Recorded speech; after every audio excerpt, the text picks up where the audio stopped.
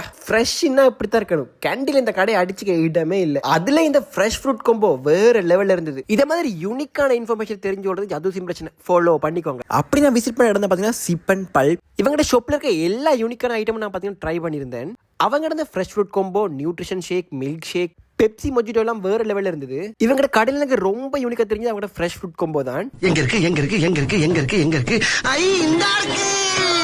நார்மலா ஃப்ரூட் சலட்ல இல்லாத மாதிரி strawberry, dragon fruit, grapes, orange எல்லா விதமான ஃப்ரூட்ஸும் போட்டிருந்தாங்கல்ல. இவங்களோட பிரைஸ் ரேஞ்ச் பாத்தீங்கன்னா 150 இருந்து 500 மட்டும் எல்லாமே அஃபோர்டபிள் பிரைஸ்ல வச்சிருந்தாங்க. அது மட்டும் இல்லாம அவங்களோட மஸ்ட் ட்ரை பாத்தீங்கன்னா நியூட்ரிஷன் ஷேக் தான் சொல்லுவேன்.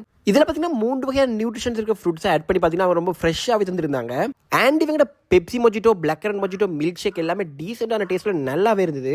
இங்க ஜூஸ் ஐட்டம் மட்டும் தான் இருக்கு நினைச்சிட்டு குடிச்சிட்டு வந்துறாங்க. இவங்கள்ட்ட பாத்தீங்கன்னா சப்மெரின், பர்கர் எல்லா ஐட்டமும் வச்சிருக்காங்க. கேண்டில ஃப்ரெஷ்ஷான ஜூஸ் குடிக்க ஒரு பெஸ்ட்டான ஸ்பாட்டை பாத்தீங்கன்னா இந்த சிப் அண்ட் பல்ப் நான் ரெக்கமெண்ட் பண்ணுவேன்.